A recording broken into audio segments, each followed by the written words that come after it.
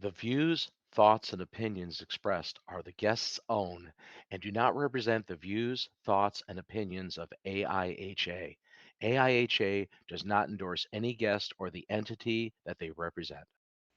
On this episode of Healthier Workplaces, the Soundscape of Occupational Health, a conversation about the updated noise manual for OEHS professionals.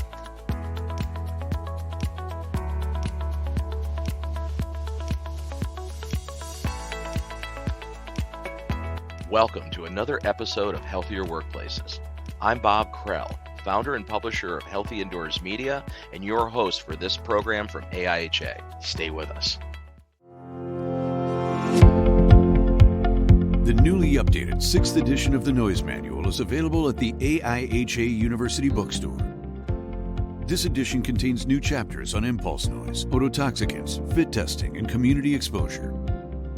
Noise is an omnipresent hazard for industrial hygienists and OEHS practitioners. Find the right information with this valuable resource for noise prevention and more in your workplace and communities. Update your noise knowledge today. Available in print and digital formats. Visit aiha.org/noise for a free preview.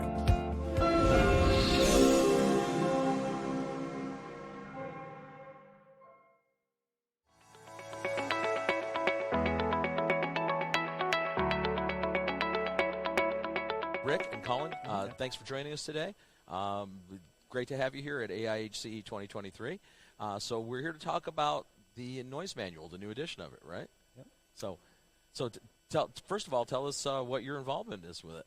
Sure. I'll start. I am actually one of the co-editors, one of the 4 editors on the book, and so I had the pleasure of helping guide the project from start to finish. As you can imagine, for a book of this size, that was quite a process. Working very closely with our lead editor, Deanna Meinke, and Elliot Berger and Dennis Driscoll, the other 2 editors. So this is very much a labor of love. Nice. And I am a reader and a user of the noise manual. I'm a member of the noise committee for AIHA, and I bought it last year at the AIHA conference and have been reading it slowly. Haven't gotten all the way through it, but it's been kind of going through it. It's a very good read. Let's first talk about what are some of the key updates and some maybe new features in this new edition. What's changed? I can jump in. So we got a number of new chapters that were kind of badly needed from the 5th edition, which is somewhat dated at this point, all the way back to 2000. So, of course, in the intervening 23 years, we've learned a lot about noise and hearing conservation, and that's reflected in new chapters, for instance, on things like ototoxins, chemicals that can harm hearing even in the absence of noise, as well as otoprotective agents, so potentially drugs or other substances you could take that would protect you from noise. We have a new chapter on brief sounds. These are like impulse or impact sounds that might cause damage in a different way than a more chronic low-level sound. We have chapters on fit testing of hearing protectors. So this is very much a mature technology at this point that can let us not guess how much protection a worker is getting, but actually measure it and be confident in that. And a number of other chapters, again, kind of embracing and expanding on discoveries that we've made in the last couple decades. Well, I mean, that'd be similar to the way you would do a quantitative fit test for respiratory. Absolutely right. So you're seeing how the device works actually on the individual. Exactly. I'll just maybe put in a little bit of commentary here. So the rating system for earplugs, the noise reduction rating, or NRR, it has been known for 40 years to be a deeply flawed way to understand hearing protection. And with this new fit testing technology that the book describes, you don't need to use that number at all anymore. Now we have an individual number just like for a respirator, as you say. Excellent. We have, as a consultant, we have really pushed hearing fit testing with our clients, and it's something that can really be helpful because, like you said, you actually get a number specific to the individual, how much protection they are getting from a particular noise protection device, rather than just a number that's published by the EPA that you then have to derate because, like you said, the NRR is determined in a laboratory under perfect conditions, and so you have to derate that through an equation, subtracting 7 decibels, dividing it by 2 to give a factor of safety. So by the time you get to that number, you may have started with a NRR of 33, but your D-rated number is now at 13. And is that really going to be helpful out in the field, where if you get a personal attenuation rating, maybe that's 27 still, and you can actually use that number as how much you've protected your worker. Yeah, the thing is, what's really important is real world, like what you're actually getting, the actual protection. What's rated, rated on the box is irrelevant. It's what's happening in the field with the individual utilizing that protective Absolutely. equipment.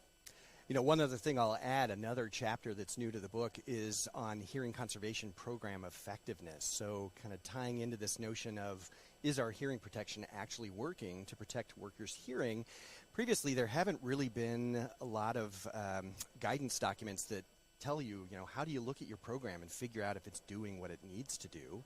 There's the obvious, of course, well, our workers are losing their hearing, which means the program is not working. That's a little late, though. That's a lagging indicator. That is a reactive way of dealing with it. Absolutely. So that can tell you something, but this new chapter talks about some more proactive ways that you can do evaluation of the effectiveness of your program, looking at things like noise exposure measurements or fit testing results, or evaluating whether workers are actually learning things when you're doing training for hearing conservation. So that's another new and I think really important contribution to the field. Nice.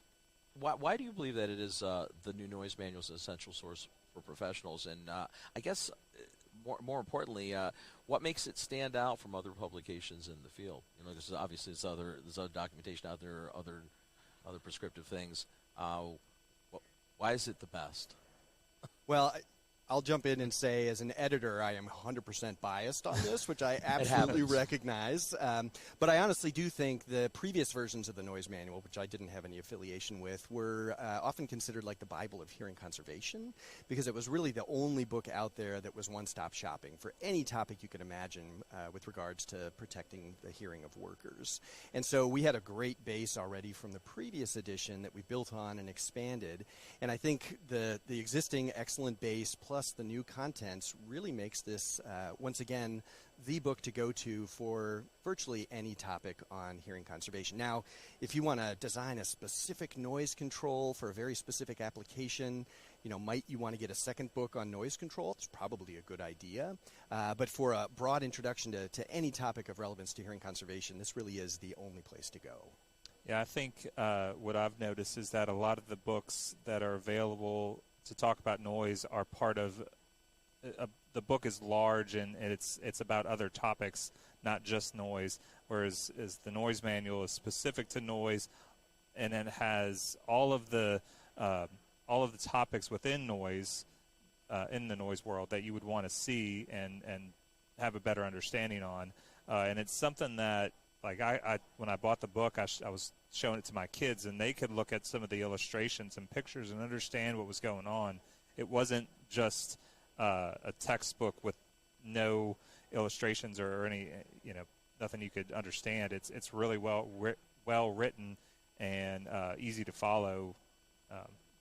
Won't put you to sleep as quickly as some of the other books I've tried to read in the past that are technical in nature. So it's technical, but it's not. It's also user friendly to the extent that you don't have to be necessarily a professional expert in that area to be able to utilize it.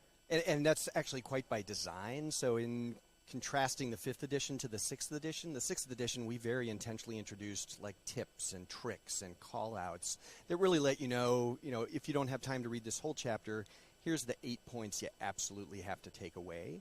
Of course, we prefer people read the whole thing, but as you say, that's not a short endeavor.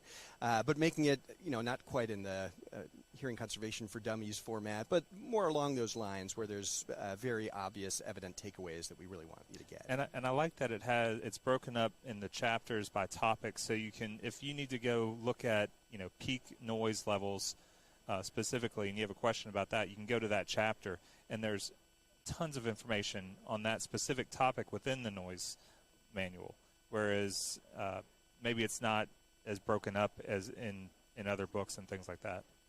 Let's try to highlight, or have you highlight, some of the practical applications and benefits that you from that information and guidance is provided in this new edition of the noise manual. How's that going to actually assist a professional in their daily tasks and their daily work? So this is a perfect question for me, because as a consultant, we are the expert for our clients. And when I say expert, that doesn't necessarily mean I know everything that there is to know about noise. I can go to this type of publication, and I have. I've gone to the noise manual before recently because I had a question about impulse noise and trying to see, what kind. If we have noise dosimetry data, what parameters should I be looking at? What should I not be looking at? Is one better than the other? And how do I look at things like LAS max versus LZ peak? When can I use one of those for comparing to a peak noise level, and which one should I be using? So it's really helpful to professionals like me that there's something out there that you can go, a reference material that you can go look at and find out answers to those questions. If you might not be as knowledgeable, or even if you have knowledge, you can learn something else. I'll add that a book like this that's broken up into chapters that cover specific topics. Each one of those topics, of course, you can go super deep on, and some people may need deep knowledge on a particular question like impulse or brief noise. Other people might just want to get a sense of, well, what's the overall construction of a hearing conservation program look like? What do I need to have in that program? And there's a separate chapter on that, too. So the comprehensiveness, the fact that it's pretty approachable, that there are, again, some takeaways if you only have a moment to look at this, but also that you can dive really deep, again, I think makes this just a really useful resource, especially for someone who might be new to hearing conservation. Yeah. So I think there's been an explosion in the scientific literature on topics like ototoxins. So this idea that chemicals in the workplace might be damaging your workers' hearing, again, even among workers who don't have noise exposure. It's one thing for that to be in the peer-reviewed scientific literature where those papers absolutely put people to sleep, even though they're important. We've taken that and kind of digested it and made it usable to the end user, the industrial hygienist, who can then turn around and more effectively protect their workers. So that's kind of elevating something that's been known in the scientific community for a couple decades, but might be more recently introduced to the general IH profession. Likewise, on the technology front, the chapter on noise exposure assessment talks about how to pick individual technologies that might be appropriate for your particular exposure scenario. So as a novice industrial hygienist, you don't just have to guess or throw a dart at which type of equipment you're going to use. You can get some informed guidance. So kind of embracing and integrating that technology and trying to educate the reader on how to use it most effectively, I think, is a real strength of the book. I haven't gotten that chapter yet. Classic. Yeah.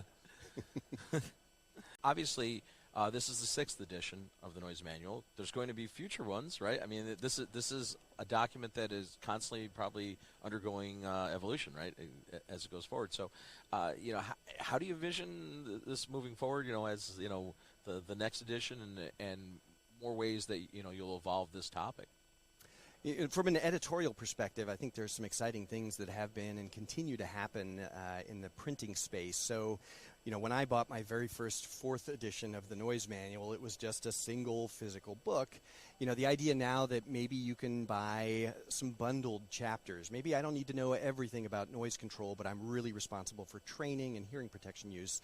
So I can get a book that's a little more tailored and just has the content I need. I think that's an exciting way that the book might continue to proceed. The other thing with online resources is inevitably every textbook is always published with errors, no matter how hard the editors try. And so those things can be updated online. We can push those updates out to users so we can keep it a little more fresh while we wait for the 7th edition. And to be clear, that's not coming anytime soon. This one took plenty of time. One thing I'm looking forward to is adding some topics, things like statistical analysis of noise. I know that there's a little bit in there, but one of the topics that I'm speaking on at the conference this week is Bayesian noise analysis using the IHDA stat tool, and ways that it was explained to us initially, and noise was just kind of left out of all that of the statistical world. But if you want to come, I guess I don't know when this will be broadcast, but I can't actually tell you. We're shooting a bunch of segments here at the event. It'll be out this summer sometime. Okay. Well, my topic is tomorrow, so it'll be too late. But it's going to be recorded and virtual, so you could go back and watch it. But my topic that I'm speaking on is statistical noise analysis using BDA stats, and the way it's been taught previously, not a big fan of. So I kind of worked out what I think is a better way to do things. And so maybe some of those emerging technologies and new ideas and processes could be included in it moving forward. I'll just piggyback on that. You bring up a great point. I think historically, air contaminants and surface contaminants have been treated as one type of hazard. Yep. Noise has been very different. It's been treated differently. It hasn't been included in some of these mathematical modeling documents and guidance materials.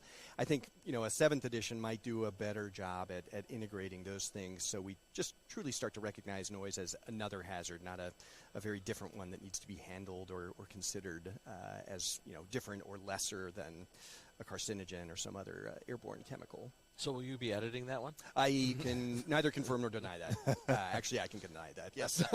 Yeah. Well, that's the thing with volunteer work. It's very rewarding, but it's very taxing. It is. And I will say the community of authors for this book was phenomenal. They did great work. The group of editors that I had the pleasure of working with were amazing. And I hope the readers can sort of reflect on just how much work went in to make this document and to try to make it as useful and appealing as possible.